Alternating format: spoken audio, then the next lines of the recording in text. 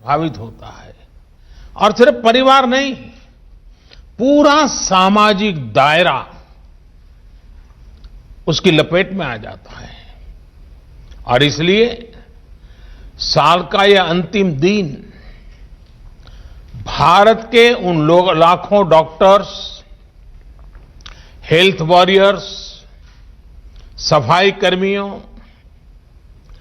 दवा दुकानों में काम करने वाले और दूसरे फ्रंटलाइन कोरोना योद्धाओं को याद करने का है, जो मानवता की रक्षा के लिए लगातार अपने जीवन को दांव पर लगा रहे हैं।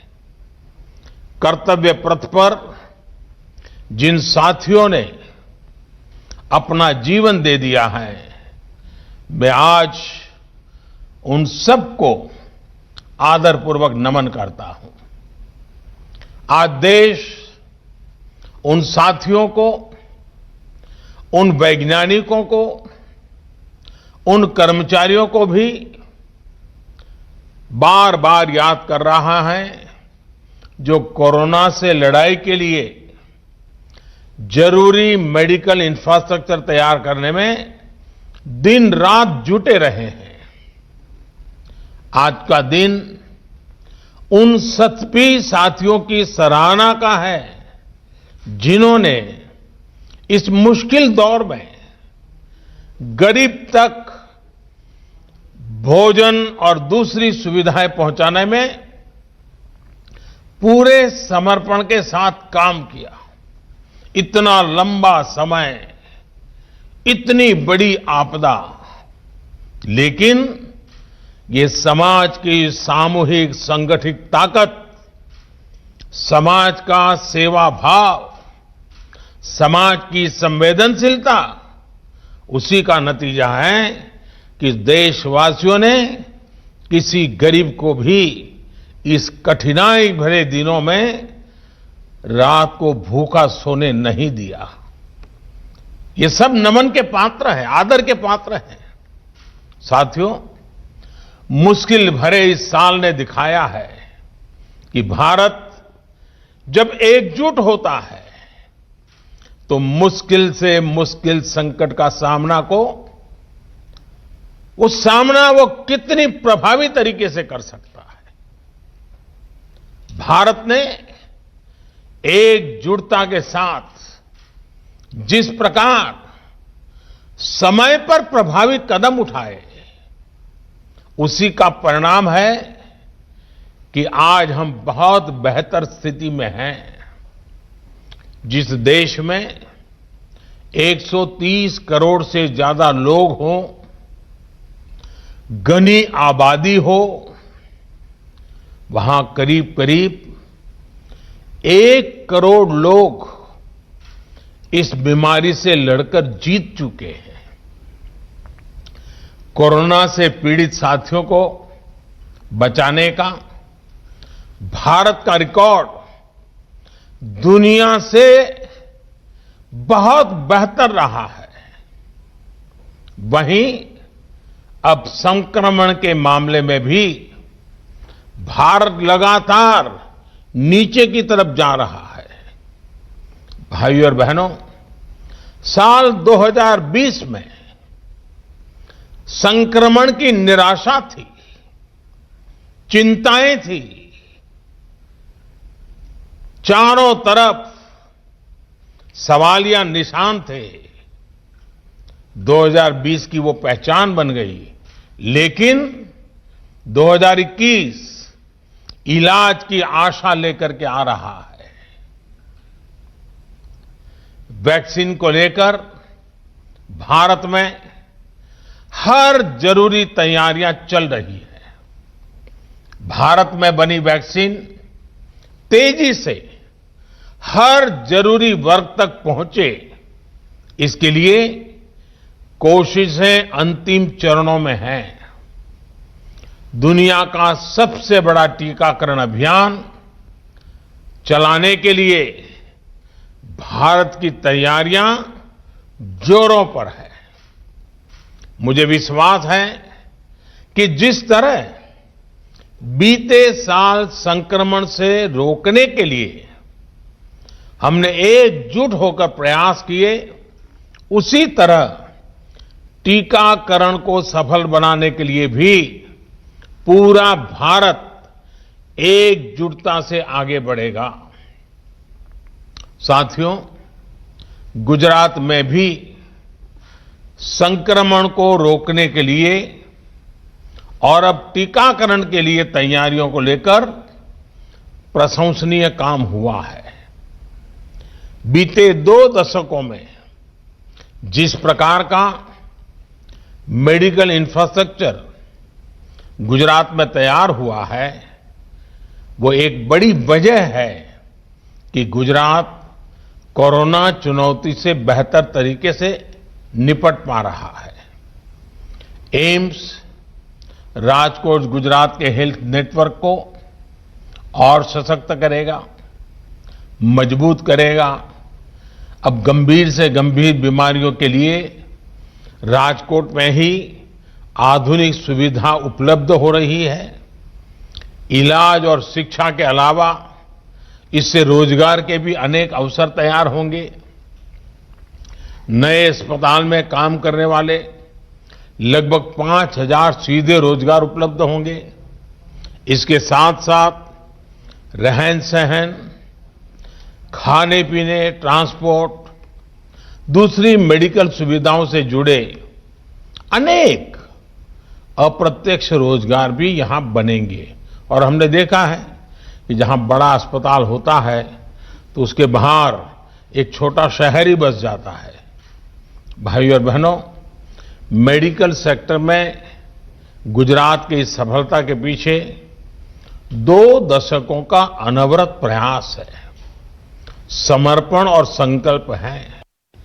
बीते 6 सालों में पूरे देश में जिस इलाज और मेडिकल एजुकेशन को लेकर जिस स्केल पर काम हुआ है, उसका निश्चित लाभ गुजरात को भी मिल रहा है। साथियों, बड़े अस्पतालों की स्थिति, उन पर दबाव से आप भी भलीभांति परिचित हैं। स्थिति ये थी कि आजादी के इतने दशकों के बाद भी सिर्फ 6 एम्स ही बन पाए थे।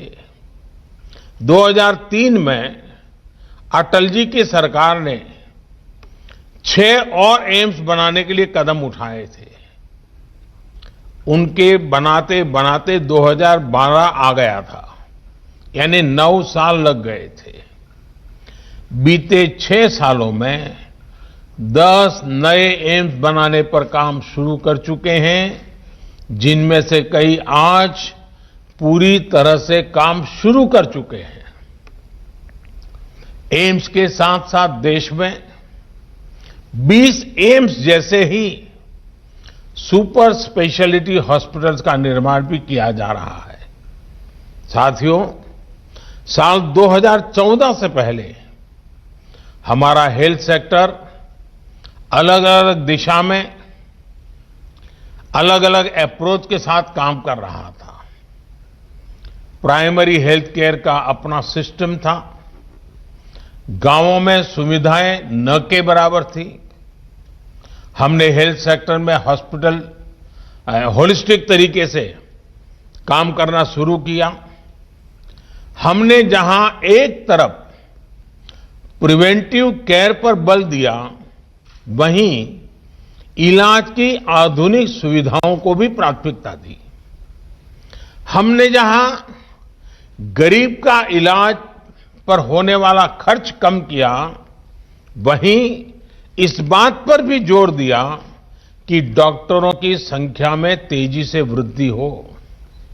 साथियों, आयुष्मान भारत योजना के तहत देश भर के दूर-दराज के इलाकों में लगभग 1.5 lakh health and wellness centre बनाने के लिए काम तेजी से चल रहा है। अभी तक इनमें से 50,000 सेंटर सेवा देना शुरू भी कर चुके हैं। लगभग 5,000 गुजरात में ही है। इस योजना से अब तक देश के करीब 1.5 करोड़ गरीबों को 5 लाख रुपए तक का मुफ्त इलाज मिला है। इस योजना ने गरीब भाई बहनों की कितनी बड़ी मदद की है, इसके लिए एक आंकड़ा मैं देश को बताना चाहता हूं। साथियों, आयुष्मान भारत योजना से गरीबों के लगभग 30,000 करोड़ रुपए से ज्यादा बचे हैं। 30,000 करोड़ रुपए, ये बहुत बड़ा रकम है। आप सोचिए, इस योजना ने गरीबों को कितनी बड़ी आर्थिक चिंता से मुक्त किया है। कैंसर हो, हार्ट की प्रॉब्लम हो, किडनी की परेशानी हो, अनेकों गंभीर बीमारियों का इलाज मेरे देश के गरीबों ने मुफ्त कराया है, और वो भी अच्छी अस्पतालों में। साथियों, बीमारी के दौरान गरीबों का एक और साथी है जन औषधि केंद्र। देश में लगभग 7,000 जन औषधि केंद्र गरीबों को बहुत ही कम कीमत पर दवाइयां उपलब्ध करा रहे हैं। इन जन औषधि केंद्रों पर दवाइयां करीब करीब 90% तक सस्ती होती हैं। यानी 100 रुपए की दवाई 10 रुपए में मिलती है। 3.5 लाख से ज्यादा गरीब मरीज हर रोज इन जन औषधि केंद्रों का लाभ ले रहे हैं, और इन केंद्रों की सस्ती दवाइयों की वजह से गरीबों के हर साल औसतन एवरेज 3600 करोड़ रुपए खर्च होने से बच रहे हैं। आप अंदाजा लगा सकते हैं कि कितनी बड़ी मदद हो रही है। वैसे कुछ लोगों के मन में सवाल उठ सकता है कि आखिर सरकार इलाज का खर्च कम करने, दवाइयों पर होने वाले खर्च को कम करने पर इतना जोर क्यों दे रही है। साथियों, हम में से अधिकांश उसी पृष्ठभूमि से निकले लोग हैं। गरीब और मध्यम वर्ग में इलाज का खर्च हमेशा से बहुत बड़ी चिंता रहा है। जब किसी गरीब को गंभीर बीमारी होती है तो इस बात की संभावना बहुत ज्यादा होती है कि वो अपना इलाज कराए ही नहीं। इलाज के लिए पैसे न होना, घर के अन्य खर्च, अपनी जिम्मेदारियों की चिंता व्यक्ति के व्यवहार में ये बदलाव ला ही देती है। और हमने देखा है, जब गरीब बीमार हो जाता है, पैसे नहीं होते हैं, तो वो क्या करता है, दोहरे धागे की दुनिया में चला जाता है, पूजा पाठ की दुनिया में चला जाता है। उसको लगता है शायद वहीं से बच जाऊंगा, लेकिन वो इसलिए जाता है, हम ये न कहें कि वो अंधश्रद्धा है, वो इसलिए जाता है कि उसके पास सही जगह पर जाने के लिए पैसे नहीं हैं, गरीबी उसको परेशान कर रही है। साथियों, हमने ये भी देखा है कि जो व्यवहार पैसे की कमी की वजह से बदल जाता है, वही व्यवहार जब गरीब के पास एक सुरक्षा कवच होता है तो वे एक आत्मविश्वास में बदल जाता है। आयुष्मान भारत योजना के तहत गरीबों का इलाज, लोगों की इस चिंता, इस व्यवहार को बदलने में सफल रहा है, जिसमें वो पैसे की कमी की वजह से अपना इलाज कराने अस्पताल जाते ही नहीं थे।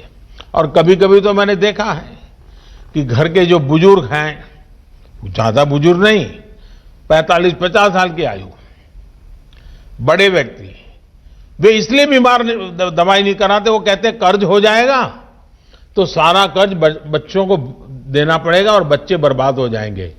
बच्चों की जिंदगी बर्बाद न हो इसलिए कई मां बाप जीवन भर दर्द झेलते हैं और दर्द में ही मरते हैं, क्योंकि कर्ज ना हो, दर्द झेले लेकिन बच्चों के नसीब में कर्ज ना आए, इसलिए वो ट्रीटमेंट नहीं कराते हैं। खास पर यह भी सही है कि प्राइवेट हॉस्पिटल जाने की तो गरीब पहले कभी सोच ही नहीं पाता था। आयुष्मान भारत के बाद अब यह भी बदल रहा है। साथियों, अपने स्वास्थ्य की सुरक्षा का एहसास, इलाज के लिए पैसे की उतनी चिंता का न होना, इसने समाज की सोच को बदल दिया है और हम इसके नतीजे भी देख रहे हैं। आज हेल्थ और वेलनेस को लेकर एक सतर्कता आई है, गंभीरता आई है, और ये सिर्फ शहरों में हो रहा है ऐसा नहीं है। अब दूसरे देश के गांवों में भी, अब ये दूर सुदूर हमारे देश के गांवों में भी ये जागरूकता हम देख रहे हैं। व्यवहार में परिवर्तन के ऐसे उदाहरण अन्य क्षेत्रों में भी नजर आ रहे हैं। जैसे शौचालयों की उपलब्धता से लोगों को स्वच्छता के लिए और जागरूक किया है। हर घर जल अभियान लोगों को स्वच्छ पानी सुनिश्चित कर रहा है, पानी से होने वाली बीमारियों को कम कर रहा है। रसोई में गैस पहुंचने के बाद न सिर्फ हमारी बहन बेटियों का स्वास्थ्य सुधर रहा है, बल्कि पूरे परिवार में एक सकारात्मकता की सोच आई है। ऐसे ही प्रधानमंत्री सुरक्षित मातृत्व अभियान के गर्भवती महिलाओं को रेगुलर चेक आपके लिए प्रोत्साहित किया है, और चेकअप के कारण उनको पहले से गंभीरता की तरफ इंगित कर दिया जाता है। इसका लाभ ये हो रहा है कि गर्भावस्था के दौरान जो कॉम्प्लिकेटेड केसेस होते हैं वो जल्दी पकड़ में आते हैं और उनका समय पर इलाज भी होता है। वहीं प्रधानमंत्री मातृ वंदना योजना के द्वारा ये सुनिश्चित किया जा रहा है कि गर्भवती महिलाओं को पर्याप्त पोषण मिले, देखभाल मिले। पोषण अभियान ने भी उनमें जागरूकता बढ़ाई है। इन सारे प्रयासों का एक बहुत बड़ा लाभ ये मिला है कि देश में मैटरनल मोर्टेलिटी रेट, माता मृत्यु दर पहले के मुकाबले काफी कम हो रहा है। साथियों, सिर्फ आउटकम परिणाम पर ही फोकस करना काफी नहीं होता है। इम्पैक्ट महत्वपूर्ण है, लेकिन इम्प्लीमेंटेशन भी उतना ही महत्वपूर्ण। और इसलिए मैं समझता हूं कि व्यवहार में व्यापक परिवर्तन लाने के लिए हमें सबसे पहले प्रक्रिया में सुधार करना आवश्यक होता है। नमस्कार, मैं हूं मानक गुप्ता। अगर आपको हमारा ये वीडियो पसंद आया हो तो इसे लाइक और शेयर जरूर करें, और हां, हमें सब्सक्राइब और फॉलो करना ना भूलें ताकि आप देश और दुनिया की कोई खबर मिस ना करें। तो जुड़े रहिए हमारे साथ और देखते रहिए News 24।